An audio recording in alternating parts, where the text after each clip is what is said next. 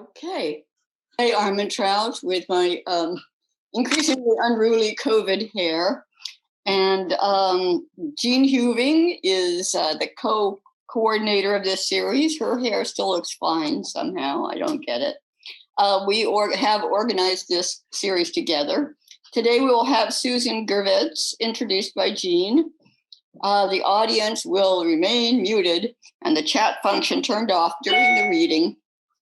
To reduce stray noise and promote concentration and protect us, of course, from Zoom bombings.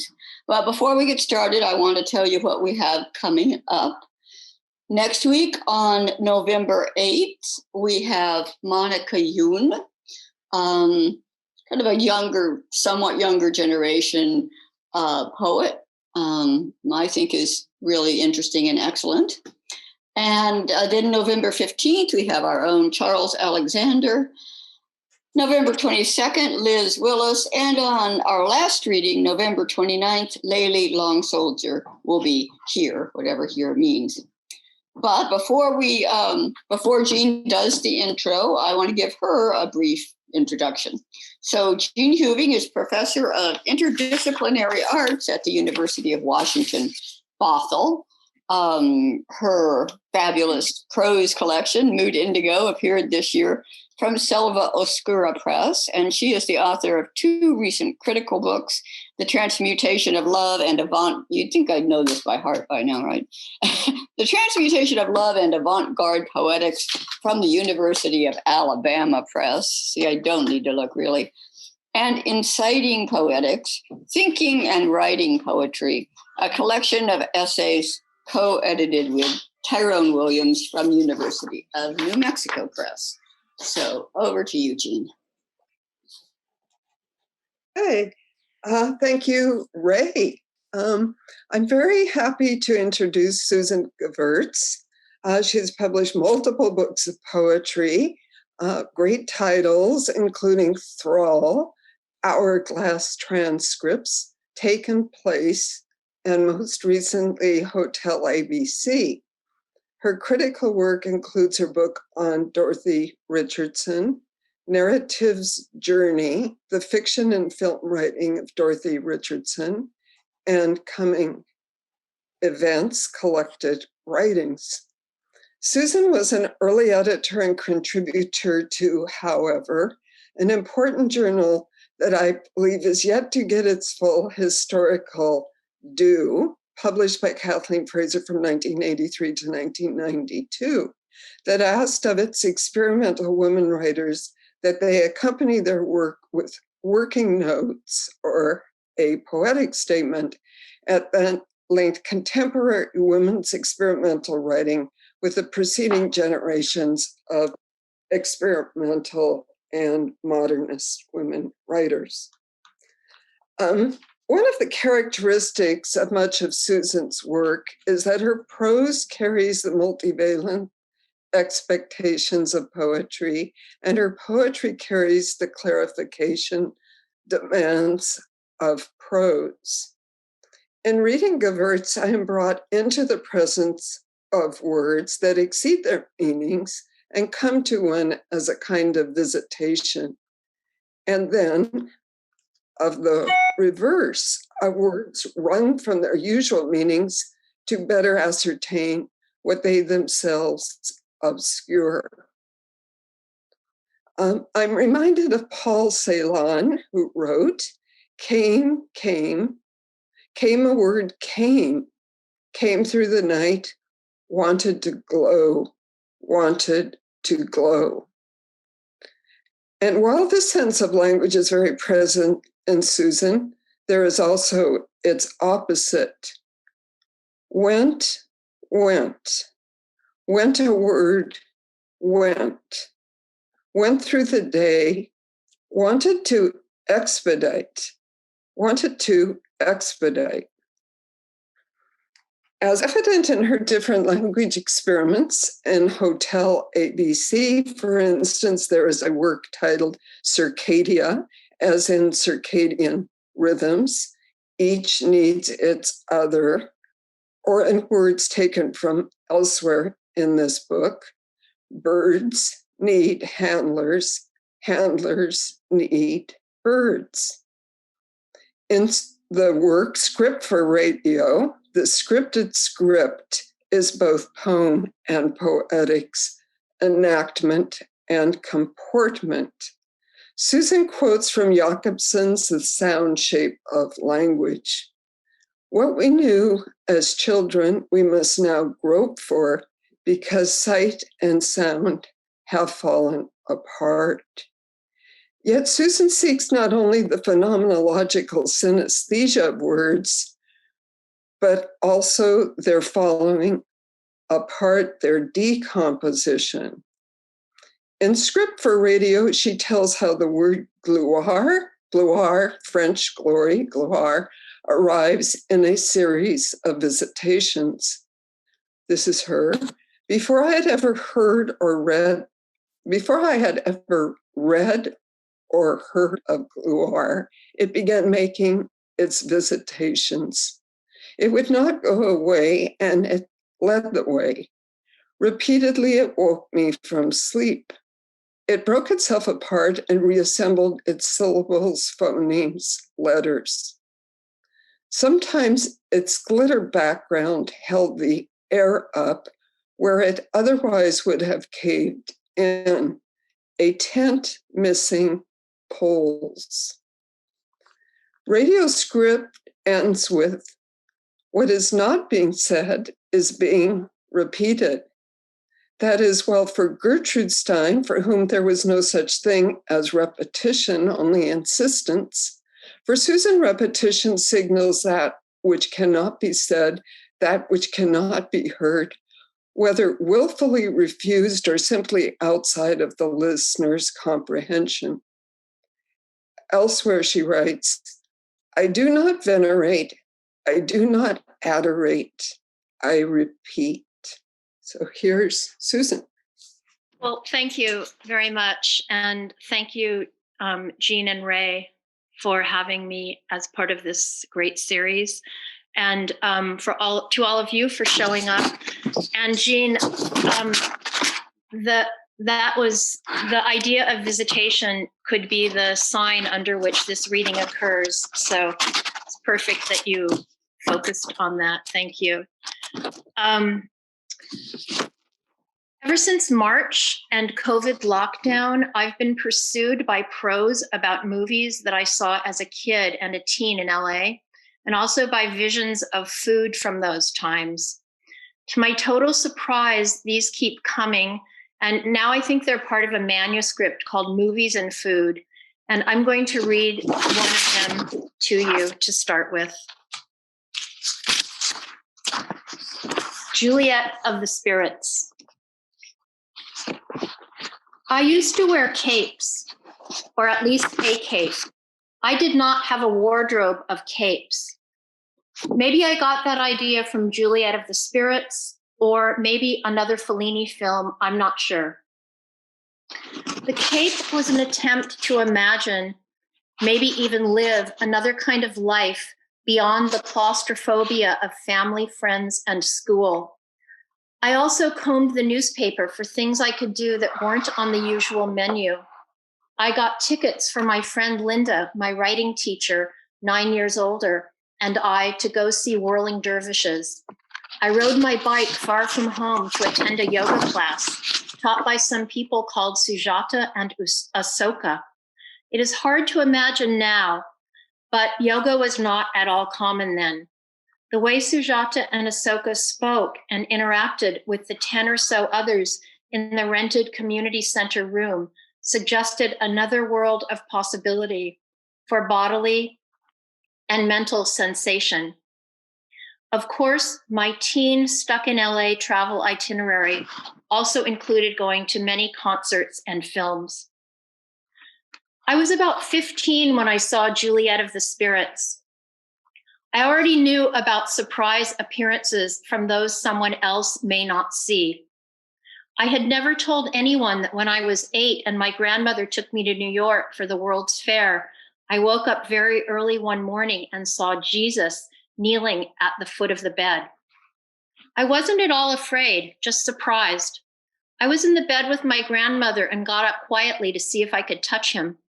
He was kneeling in prayer at the foot of the bed, looking at me. No, my hand passed through him.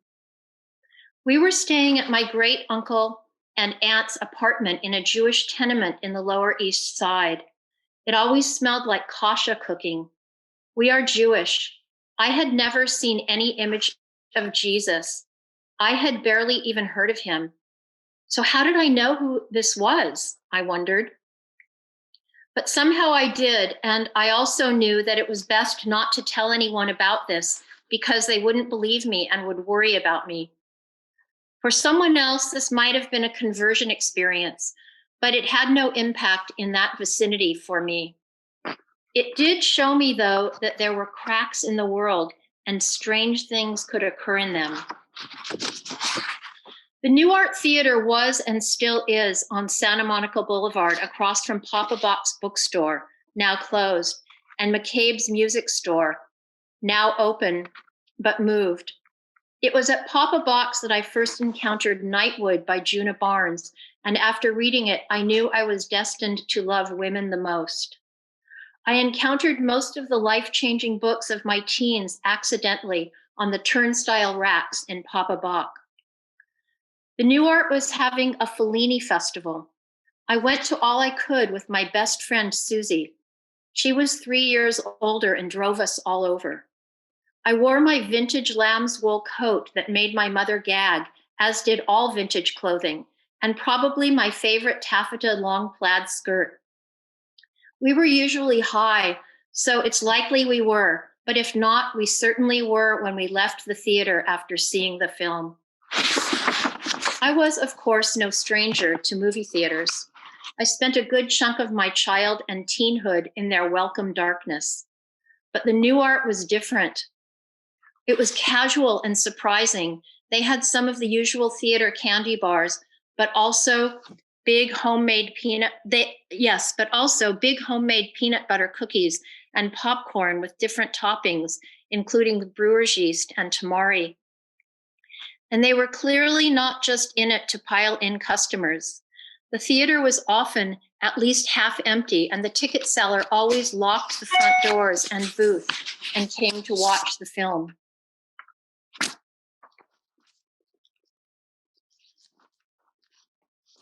I was riveted while watching Juliet of the Spirits. Riveted in a kind of hypnotic levity, like being awake in someone else's dream, which is partly mine since I can see into it. Juliet heard murmurs from unknown sources and saw people from the other side. Then something happened that snapped me awake about 2/3 of the way through the film. Giulietta Massina, and her friend ascend a big staircase in the dark on their way to consult a famous psychic about Juliet's flailing marriage. The psychic's assistant summons Juliet to enter on her own. She walks in and sees the other psychic assistant. In a shock of recognition, I see that the assistants are Sujata and Ahsoka, and this triggers a backwards shock of recognition about them and why they had the ambience of access to other modes of being about them. They hung out with Fellini. I tried to comprehend this for the remainder of the film while being flung into one gleeful surprise swerve of hats and horror and extravaganza ripe with sensuality and sex of a great variety of pleasure and terror. I don't remember what Susie and I said about it in the car driving home. I know we were both floored, transported, elated, wanted more. Yesterday, Margaret and I were talking about the first yoga classes we ever went to, so I watched Juliet of the Spirits again last night, as I have at least 4 other times since that first viewing. I was struck by the end in a new way. It seems to me that in talking back to the harassing spirits and her walk among the trees with the American psychiatrist, Juliet has released herself from the tyranny of the strict cultural assumptions about what makes a good life for a woman, marriage, beauty, etc. She lies on the ground looking away from the camera, up at the sky and top tree branches. She seems peaceful for the first time in the film. She seems like she's thinking about what the psychiatrist suggested, that she might have desires beyond what she has previously known, how life could be fine without being husband-centered. Or am I still reading it like that 15-year-old who wishes more than anything for the film or any adventure to be the psychic medium or therapist that transports and transforms me beyond the tight confines of the family string game? Last night when the credits rolled, I still got a little shock when I saw the names Sujata and Ahsoka go by. I just looked them up. They really existed. They were dancers who performed traditional Indian dance in many Hollywood films of the 50s and 60s. You can see them on YouTube.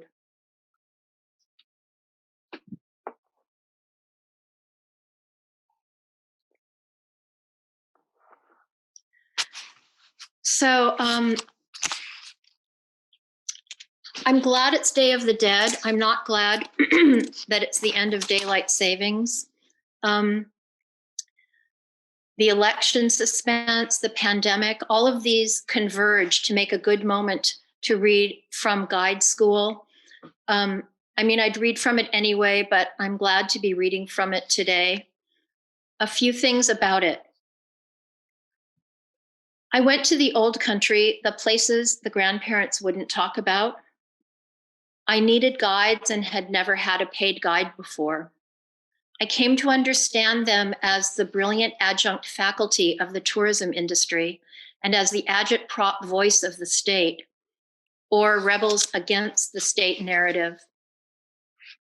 Many of the section titles in this guide school manuscript are names of shtetls from the Pale of Eastern Europe.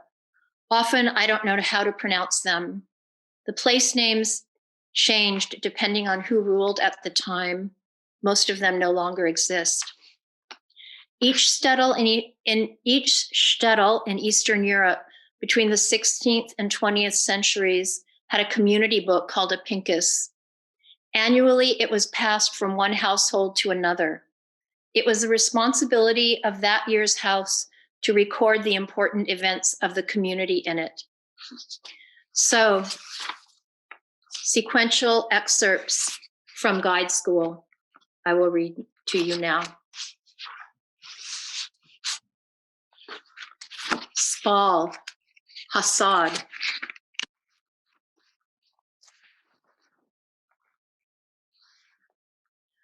Learned so well the emptying so the dazzlers could take center stage, became expert at stepping aside. So became invitation, attentive, occupied zone for ancestors, intimates, friends who mistook the clearing for proximity. And this is how I maintained privacy. Unnamed ones found me an empty lodestone, roaming the archives and furrows, headstones and photos. Turn me into a follower, alleged, as I secret away unscathed, the one who goes nowhere, while it appears that we roam names of Lithuanian trees, streets of great-grandmothers, barges and their behaviors on rivers no longer crossed with trade. Speak to me of Jews who may or may not have been relatives, who never forgot their status. Clear a clearing, brush off a monument, grab your lighter and candles so we can pretend the spontaneous Kaddish routine on our tour of return to buildings and dirt that might have been theirs. Each time, my surprise that this erased face is recognized. Send a surrogate on ahead, circle back if they find me, send water and wildflowers, hunger of winter, masked in wonder. Meet Esther K., the Zogarin, sayer, who calls the dead by name. In the cemetery with the daughter at her side, she beseeches, how can you be still when your daughter is in need of health? They listen and act. Esther gets a few shekels in her pocket. Now the pincus is open. Drash. synagogues for sun worship, under whose eternal light scribes spin graven inscriptions, is sun not plasma, worshippers of stars and constellations, not a calendar, an itinerary. No wonder the 4 seasons rotate. Letter word to pray is to turn. If you don't even know the sequence of holidays, lost, look up, open the ark, stand, firmament of our, let there be history, anti-anarchy, invites astronomy's astrology, stretches the sky bow back, the unfixed pursues, buries food for future use, find them by their hidden sustenance, remains of a deer means mountain lion, but I would eat it too if, eye to eye with the wild boar, I heard thin veil between the worlds. Survived the night highway crossing, a sinking ship, fell from a moving car, showed us his false teeth trophy, to put out or fix heritage, that flame, water carriers, bring it to the conflagration again and again to extinguish inheritance. Plaster of Paris tracks, cast in paraffin, or bring a candle. Erasable monuments, rewritable compressions, invisible injury is not what you thought, not even your own pain on rising. My is a learned conscription. Procession.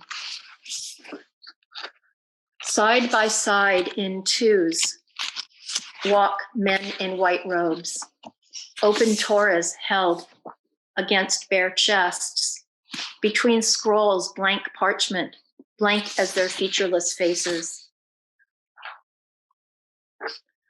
Pergama, false crisis, narrows, options.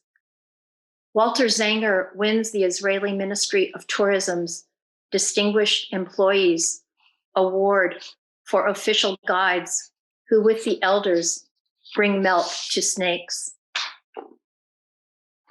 Arzo Viliki to Rasenai. Speak accident of the many-headed beast, closed system that itself devours, curtailed, lost if on the way. Awful our feast. Wash words of letters, offer excised from choice. Unsweetened gefilte fish, unleavened days. They are clapping, but now change course, telling you to tell me, feed and sleep us. White snowy egret, blue black heron, dice up in the sky, cut chance, beg. If you are a stranger to yourself, who do you think knows you? If you know anyone, who do you think you know? Choke bucket up, drag tonsillectomy, pre-anesthesia, dig well, throat. Sea of Azov. The closer you get, dark vulture, quiet flyers, stealth shadows, crevice in the apparent, blood and trade circulation, Prout, Denister, Neris, by rivers, infinite regress, advanced genealogy, name to the zero mirror, splinter, bed the size of a life that didn't happen, zip line over what did, wasted in supine time, ask the Gaon of Vilna, donate sleep, genetic relation, lost track, fourth cousin, 200 years hence or pre, I was named after vertebrate oxygen.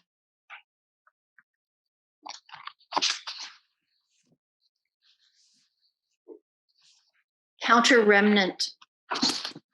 Holy land is to the universe as iris to the eye, a red thread and piece of hair picked up off the gray rug. Holy is the attention paid in tribute to the attentions, as when Udal selected a direction for Louis and Ida. Go, she said, depart Kishinev, son, wife, and children, survive to tell. So he left, but would not all obedience completes command. If less is more, How much is little enough? Cyrillic, incomprehension. Slovenian, Slovak. Nesupratimas, Lithuanian. Hebrew, Yiddish, Russian, Ukrainian, running rivers, blue lakes, names of the 4, 2, and no-legged. Wolves, foxes, hares, bear, elks, squirrels, wild boars, eagles, hawks, Berkunas, god of thunder. In the flatlands, it's easy to be struck by lightning. In the forests that covered 80% of the land, ritual fires burned. If you are not prey, you are what the grandparents gave. There were 6 words for forest. If you are not named, specimen, phylum, primate, a safe distance is for turning back. Dagov pills. Time of day of the turn, time of day when the watch shifts. But those of night are not against those of day, like human animals. Demonized, demonize. Digest, alchemize, strive to be ambushed by the letter the second it threads night to day, like a bride led in by 2 mothers. Shekinah, fill me through eyes of needles before imitation claims me. Wolf attacks in Lithuanian forests. Show me your scars. Burrow, crawl, bite, hide, hidden. Trench scribblers, residents. Here, not here, there, not. Prohibited from pronouncement. The impossible to pronounce. The rule, an afterthought, a kind of note on the observed. Thus skirts the unutterable. Without choice, the evident, illegible, light. Look to be blinded, speak directly to mute. Proxy, limb, alphabet. Benign harm. I dummy up and wait for a gift. The good question eludes us. What if we ask when? The optic nerve weakens, world dims, joints turn sand. Mother of mother mine, how far is backsight? Not the weather made by buildings or here would go words, if words. The sound of someone explaining something builds the burden of explanation. Is guide, translator, informer? Shut the question back up into tulips in April, day, willow, poplar, wind, forest, forest. What will be paid back? Old well, piles of trash, a field so deep and dark you could dive, fertile of bones, wheat, pottery, DNA, next year's sunflowers. Pay backwards by losing ATM cards in the lands of the lost. By their ruby baby teeth strung around your neck, bought at the big market in Odessa, a kind of Geniza on their behalves. Brushing, rubbing, not to comfort in spite of inability to soothe. Ingathering of the exiles. Vow, you must transcribe from ravines. What tree saw you stir tea? What skittish one did you too roll on the ground at sight of the first spring stork? Linden, birch, fallow fields, zeal, fecal places, hiding places. Where were the unconcealed? Moss, mycelium, mold, hope, fungus, pollen. Luau. Send farther, push off, future sandbagged shore. Ask Fleischmann the butcher. Strain news backwards through minds of censors. Who gets to forget the forgotten, not to wonder what's missing? World, was it organized pyramidally, spirally? Be, sad as a doing, sorrowed, did nothing but, sieve through, line, word, letter, comma, colon, nail, hair, cell, split, neck, ache, not mine, ours, AKA your posture mine. Of all the plagues, scourge, listen at the door, Dad, who claims a guild of guides, AKA a synagogue, spoke with their feet. Knezen. Threw sand in their eyes before they closed them, warm water for cleansing bodies, face lifted upward, feet towards the door under a clean sheet. Cover the mouth, no water must enter. Thirsty, the dead parch us. Clean nails, arrange hair. Pour 9 measures of cold water over, anoint with aromatic spices, ointment of myrrh and aloe, wrap in stainless white linen. Without knots, the mind of the dead is free from this world, and loosened bones more quickly become dust. No less than 3 garments and a prayer shawl, torn corner, simplest and most inexpensive raiment.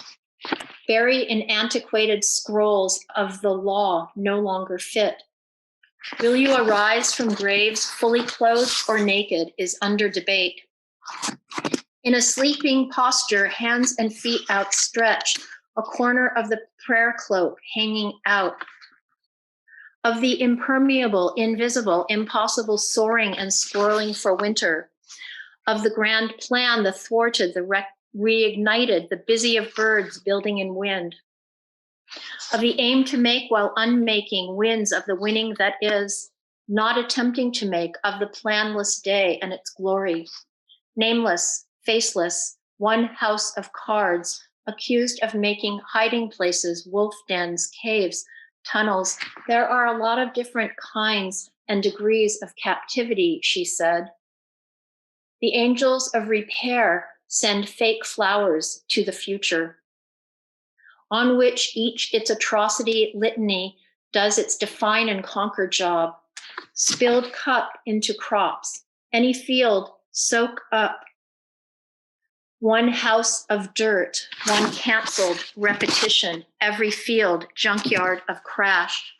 Casts, silent curse, skeletal, unheard, underheard, car hulls. Targum. Those who are named have an appetite for their own appellations. Names like to be named, and those who fail to name them make them hungry, give them a thirst. Dennis Tedlock.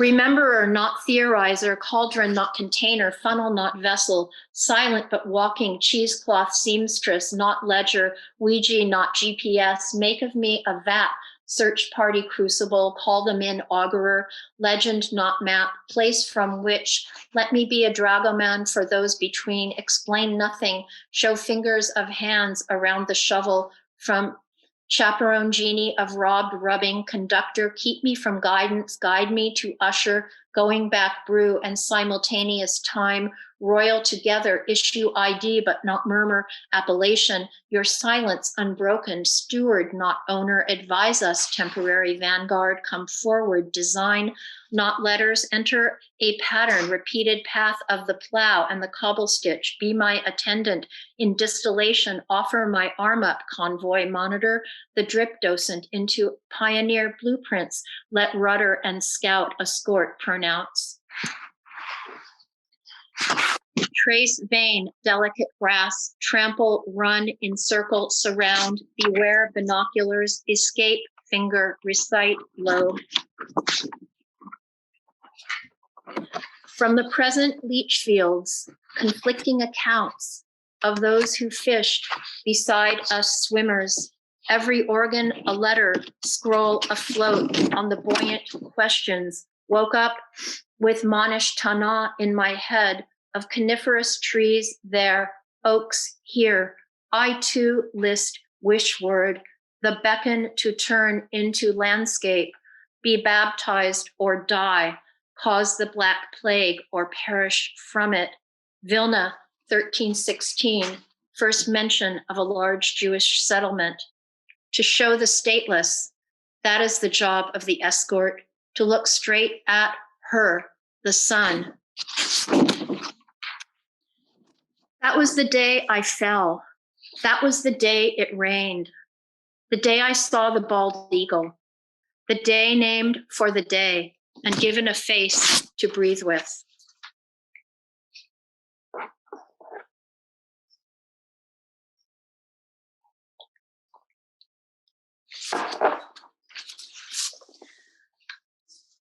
I'm going to end with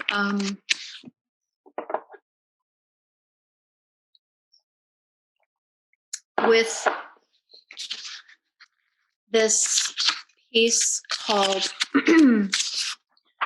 Three Threshing Floors. Norma Cole was the guest critic for the April 2020 issue of the Brooklyn Rail, and she asked some poets to write in response to her thought piece called From the Threshing Floor. So this is mine, what I wrote.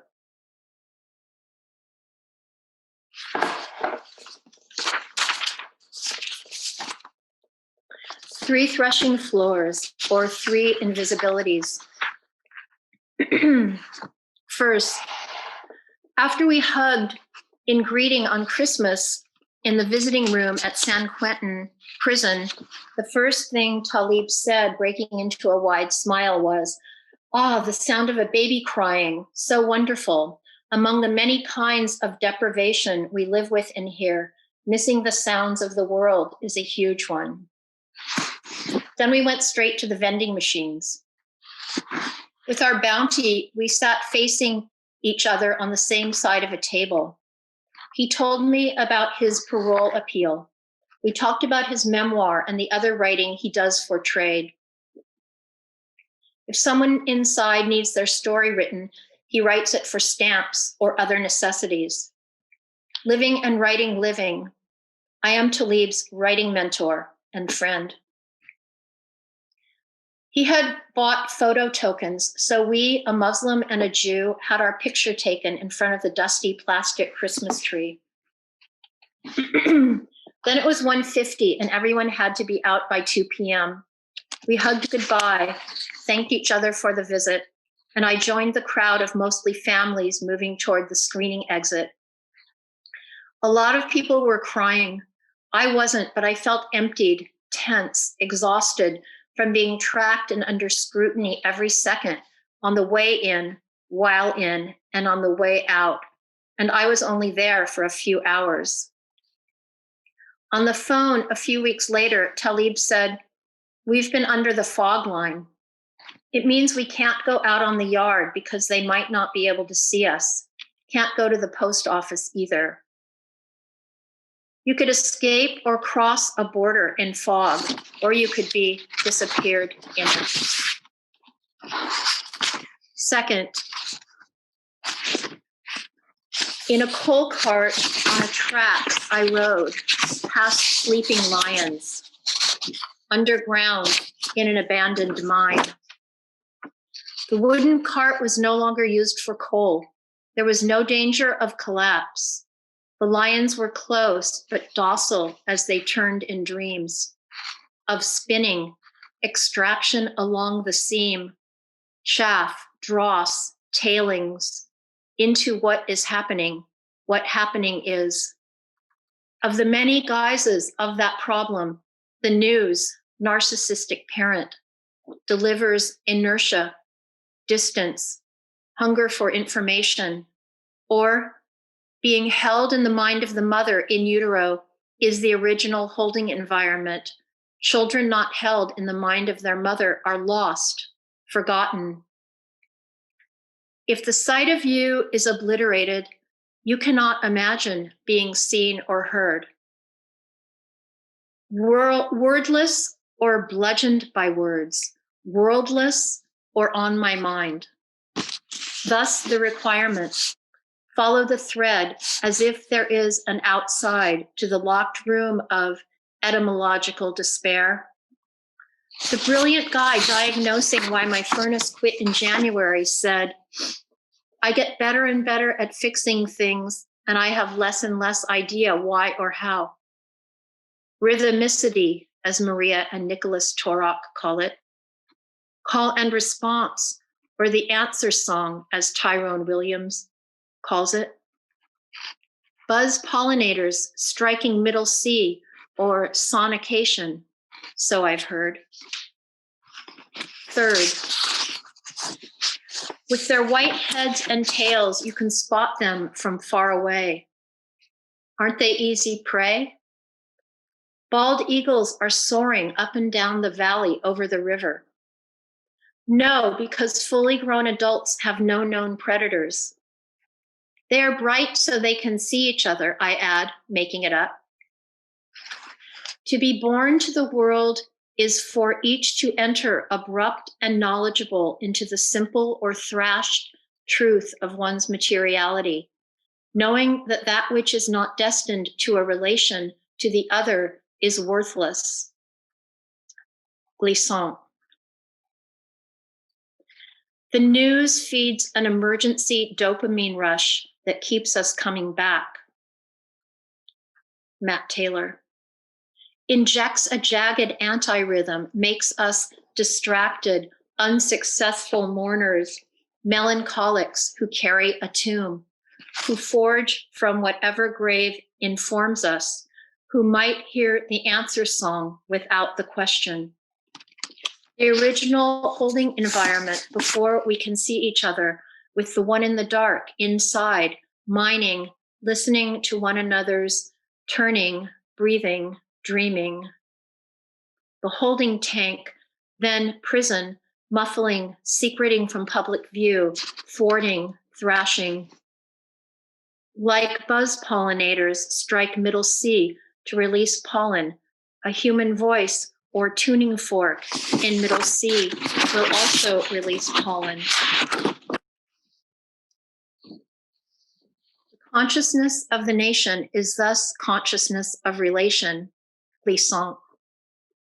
In a deserted mind, formed when dead plant matter decays into peat, converted into coal by heat and pressure of deep burial over millions of years, lost, forgotten, worthless, gash, Caesarean land, what the lions will say on waking, how it burns.